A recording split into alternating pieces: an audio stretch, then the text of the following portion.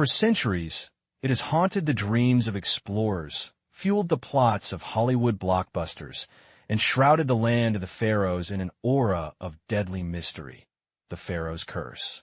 Tales of inexplicable deaths, bizarre accidents, and relentless misfortune have followed those who dare to disturb the slumber of ancient Egyptian royalty. Was it the wrath of the gods, a supernatural retribution for violating sacred ground? Or is there a more earthly, more scientific explanation lurking within the shadows of the tombs? Egypt, a land of pyramids and pharaohs, has always been a tempting target. Throughout history, countless tombs have been raided, not just by treasure hunters seeking gold and jewels, but also by archaeologists and historians hoping to unlock the secrets of a bygone era. But with each open sarcophagus, with each unearthed artifact, a question remains. What unseen dangers were unleashed along with the dust of millennia?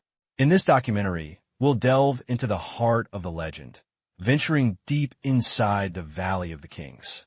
We'll separate myth from reality, exploring the historical context of tomb raiding and examining the evidence surrounding those who met untimely ends after their encounters with ancient Egyptian relics.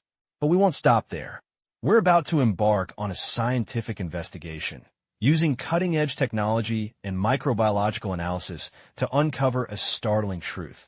Could the real Pharaoh's curse be not supernatural vengeance, but something far more insidious? Ancient bacteria, dormant for thousands of years, reawakened to wreak havoc on the modern world?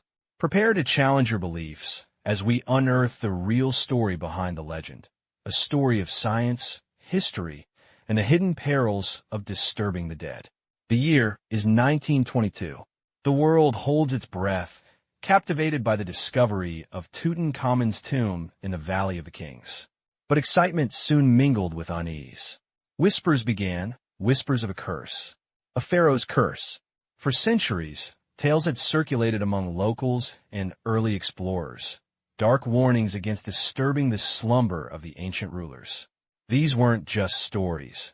They were deeply ingrained superstitions, fueled by a fear of the unknown and the potential wrath of gods long forgotten.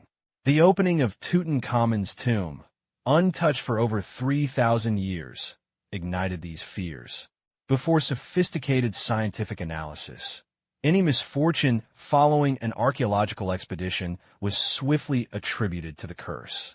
Early explorers, often encountering strange ailments after entering tombs, unwittingly contributed to the growing legend.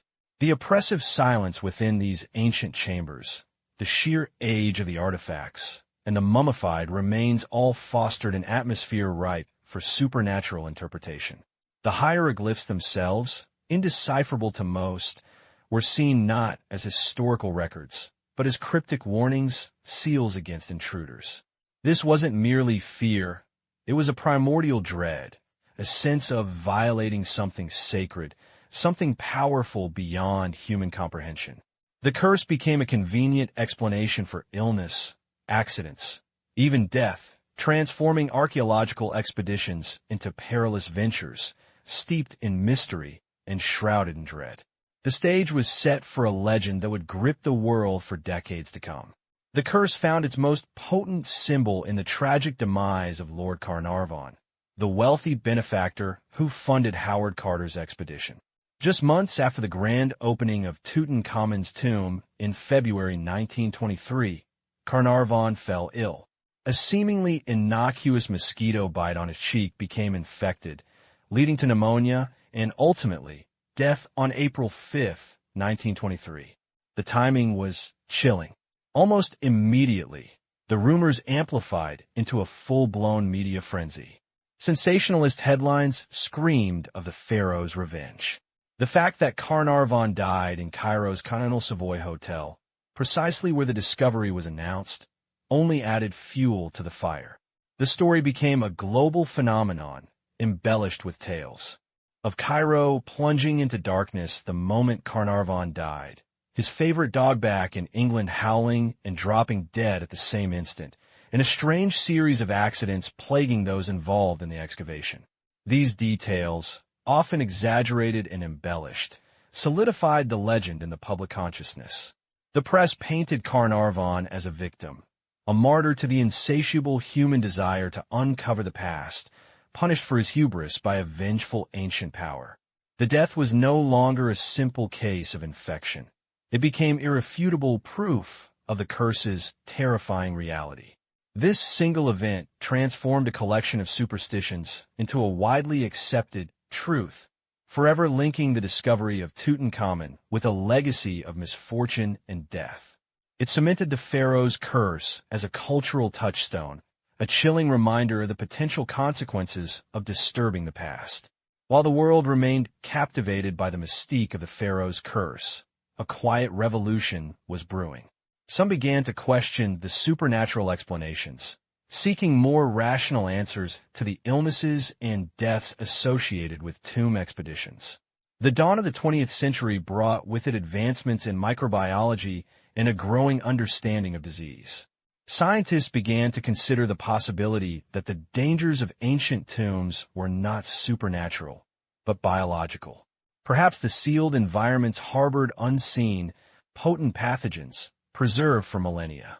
Instead of invoking angry spirits, researchers started focusing on the potential health hazards within these enclosed spaces. This shift in perspective was not immediate or universally accepted. The allure of the curse was powerful, and it took time for scientific reasoning to gain traction. However, the growing field of epidemiology, the study of disease patterns and causes, offered a new lens through which to examine the occurrences following tomb explorations. Were there patterns in the illnesses? Were certain individuals more susceptible? Could the environment itself be a contributing factor? These questions paved the way for a new era of investigation, one that sought to replace fear and speculation with evidence-based explanations. The focus began to move away from the supernatural and towards the microscopic, unveiling a hidden world of potential dangers lurking within the ancient tombs. Imagine, if you will, a tomb sealed for thousands of years. No sunlight, no fresh air, just stone and dust, and the mummified remains of the deceased. These ancient burial chambers, undisturbed for millennia, created perfect environments for the long-term survival of microbial life. The stable temperature, often ranging between 70 to 80 degrees Fahrenheit, combined with high humidity levels, created a haven for bacteria and fungi. Organic materials within the tombs, such as linen wrappings, food offerings, and even the bodies themselves, served as a source of nutrients for these microorganisms. Over centuries, these isolated environments allowed for unique evolutionary processes. Bacteria and fungi could have mutated and adapted to thrive in these specific conditions, potentially developing resistance to modern treatments or acquiring novel virulence factors. The very design of the tombs, intended to preserve the dead, inadvertently preserved microbial life as well. The airtight seals, designed to keep out grave robbers, also locked in moisture and organic matter, creating a potent microbial soup. In essence, these ancient tombs were not just repositories of artifacts and human remains, but also time capsules of microbial ecosystems, harboring potentially dangerous pathogens that had been dormant, yet viable for thousands of years. The secrets held within the tombs extended beyond the pharaohs and their treasures.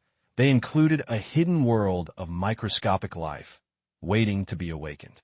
Among the most prevalent and potentially dangerous inhabitants of ancient tombs is Aspergillus, a genus of mold found worldwide. While many species of Aspergillus are harmless, certain strains can cause serious respiratory infections, particularly in individuals with weakened immune systems. Aspergillus niger, a common black mold, is often found on decaying organic matter and has been identified in numerous Egyptian tombs. When disturbed, its spores can become airborne and inhaled, leading to a condition called aspergillosis. This infection can manifest in various ways, from mild allergic reactions to severe, life-threatening pneumonia. Individuals with pre-existing lung conditions, such as asthma or cystic fibrosis, are particularly vulnerable. The damp, dark conditions within the tombs provide an ideal environment for Aspergillus to thrive, producing vast quantities of spores that can remain dormant for extended periods. These spores are incredibly resilient, capable of withstanding extreme temperatures and desiccation, allowing them to survive for centuries within the sealed tombs. Upon entering a tomb, the disturbance of air currents releases these dormant spores, creating a potentially hazardous environment for archaeologists, conservators, and tourists alike. The legacy of Aspergillus extends beyond the walls of the tombs. It's a reminder that the dangers of the past are not always confined to legends and curses, but can manifest in tangible biological threats. Another fungal threat lurking within ancient tombs is histoplasmosis, a respiratory infection often associated with bat droppings. While Egypt is not as known for its bat caves as some other regions, many tombs, over the centuries, have provided shelter for bat colonies. These bats, drawn to the cool, dark, and sheltered environment, can leave behind vast quantities of guano, which serves as a breeding ground for the Histoplasma capsulatum fungus. When disturbed, the spores of this fungus become airborne and can be inhaled, leading to histoplasmosis. The symptoms of histoplasmosis can range from mild flu-like symptoms to severe pneumonia and even disseminated infection, where the fungus spreads to other organs.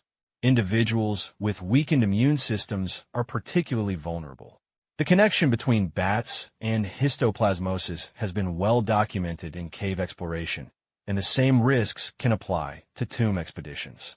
The presence of bat guano within the tombs, often mixed with dust and debris, creates a potent source of infectious spores.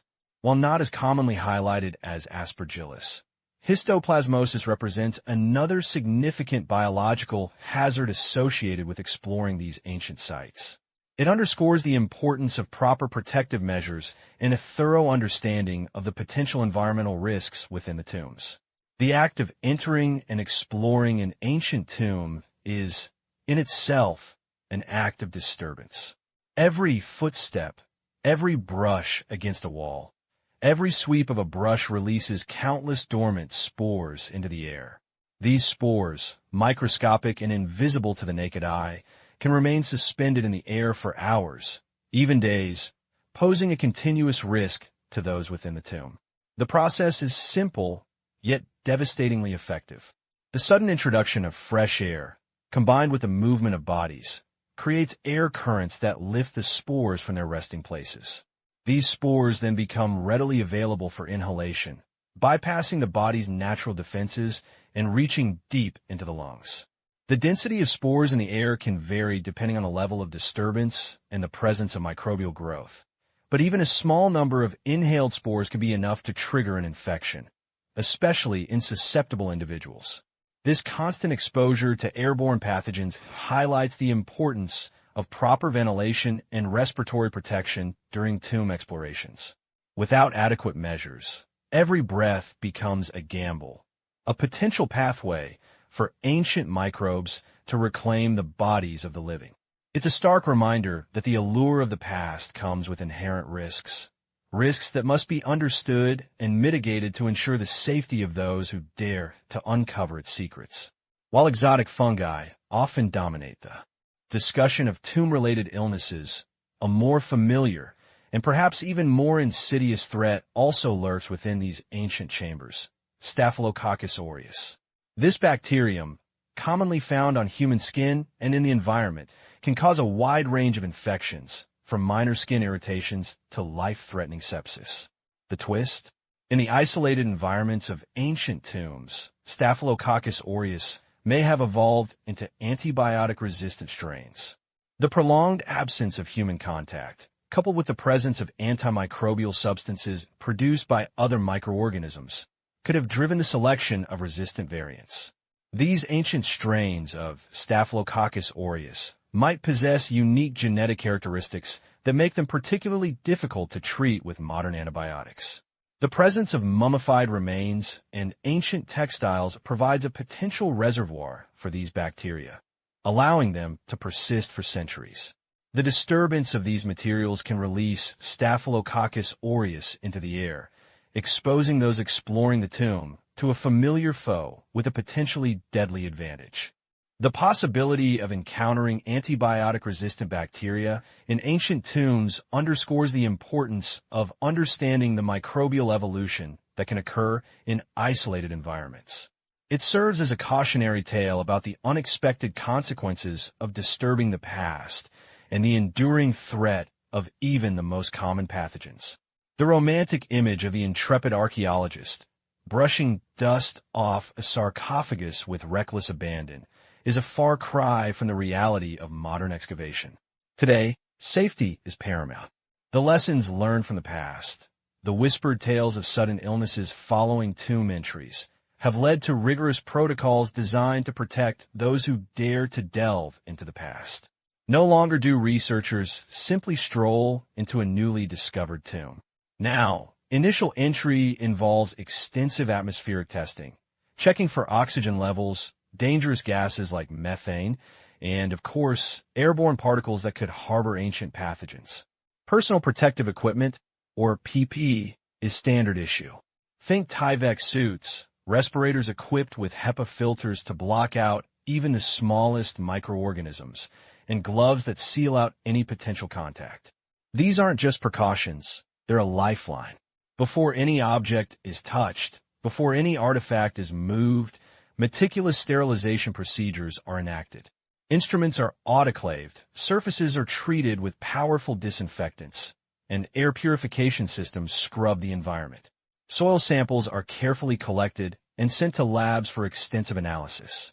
Even the excavated materials themselves are often quarantined and undergo sterilization processes before being handled further.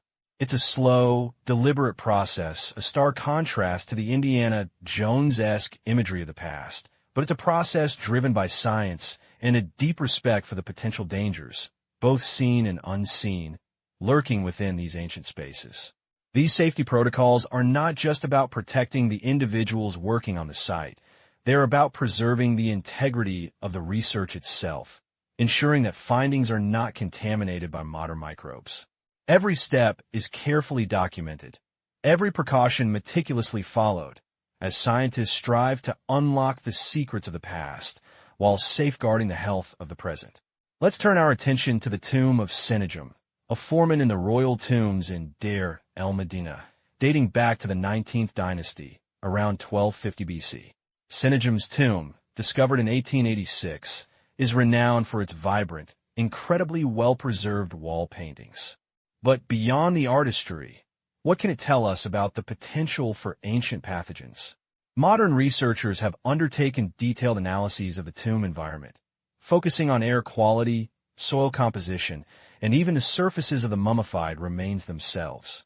These investigations involved carefully swabbing surfaces within the tomb to collect samples of any microorganisms present. Advanced DNA sequencing techniques were then employed to identify the species of bacteria and fungi that had taken up residence in this ancient space. The team looked for specific pathogens known to cause respiratory illnesses or skin infections, the types of ailments that were often attributed to the so-called Pharaoh's curse. What do they find? The results revealed a complex microbial ecosystem, including several species of Aspergillus, a common mold that can cause lung infections in individuals with weakened immune systems. Other bacterial species known to cause opportunistic infections were also identified. While not conclusive proof of a deadly curse, the presence of these potential pathogens highlights the very real risks associated with entering these environments. Moreover, the mummy itself offers a treasure trove of information. Tissue samples, extracted using minimally invasive techniques, can be analyzed for evidence of ancient diseases, providing insights into the health challenges faced by the people of ancient Egypt. Sennacherib's tomb is a micro-universe, a time capsule teeming with biological clues, waiting to be deciphered.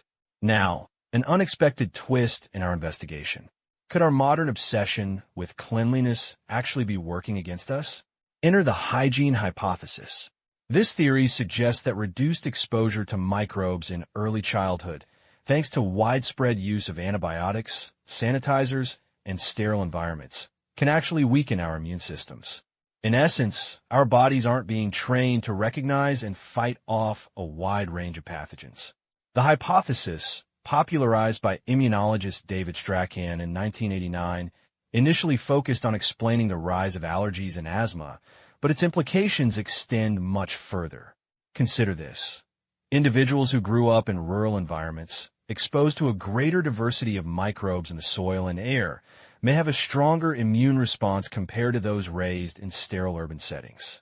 This might explain why some researchers entering ancient tombs experience no adverse effects, while others succumb to seemingly inexplicable illnesses. Their immune systems, battle-hardened by a lifetime of exposure, are better equipped to handle the challenges presented by these ancient environments. The implications for tomb exploration are significant. If the hygiene hypothesis holds true, then those from highly sanitized environments might be particularly vulnerable to the pathogens lurking within these ancient spaces.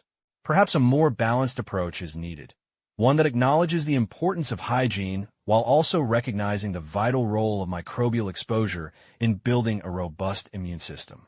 This raises questions about future selection of archaeology team members, focusing on individuals who may have higher natural immunities to these ancient threats. The quest to understand the real Pharaoh's curse is driving innovation in the field of bioarchaeology. This interdisciplinary science, combining archaeology, biology, and genetics, holds the key to unlocking a deeper understanding of ancient diseases, human health, and the complex relationship between humans and their environment. The future of bioarchaeology lies in the application of cutting-edge technologies. Ancient DNA analysis, or ADNA, allows us to identify pathogens that existed thousands of years ago, providing direct evidence of the diseases that plagued past populations. Mass spectrometry can reveal the presence of proteins and other biomolecules, shedding light on dietary habits, metabolic disorders, and even the cause of death. But it's not just about identifying pathogens. It's about understanding how ancient populations adapted to their environments, how diseases shaped their societies, and how their health challenges compare to our own. By studying the skeletal remains of individuals like those found in Senegam's tomb, we can gain insights into their nutritional status, their exposure to environmental toxins, and their overall quality of life. These findings can inform modern healthcare strategies, providing valuable lessons about the long-term impact of disease and the resilience of the human body. The study of the Pharaoh's curse, once relegated to the realm of myth and superstition, has become a catalyst for scientific discovery. It reminds us that the past is not just a collection of artifacts and historical records, but a living laboratory filled with biological secrets waiting to be unearthed. As we continue to refine our methods and push the boundaries of bioarchaeological research, we are not just uncovering the secrets of the dead. We're gaining a deeper understanding of ourselves and our place in the long arc of human history. The evidence is compelling. The purely supernatural explanation of the Pharaoh's curse, while captivating, crumbles under the weight of scientific scrutiny. From the presence of deadly fungi and bacteria within the tombs to the documented cases of pulmonary disease and allergic reactions, the real dangers lurking within these ancient structures are demonstrably biological. Our journey has revealed that disturbing the resting place of pharaohs isn't just a matter of disrespecting the past. It's a potential threat to the present. The ancient tombs, sealed for millennia, have become time capsules, preserving microbes that modern immune systems are ill-equipped to combat. The meticulous work of archaeologists and conservators, while vital to understanding our history, must be conducted with utmost care, employing rigorous safety protocols to protect those who venture inside. But perhaps the most profound question remains: what is our responsibility to the past? As we continue to explore and uncover the secrets of ancient civilizations, do we have the right to disturb the dead, even in the name of knowledge? Or should these sacred spaces be left undisturbed, a testament to a time long past? The answer, like the sands of Egypt, is ever shifting, and the debate, undoubtedly, will continue.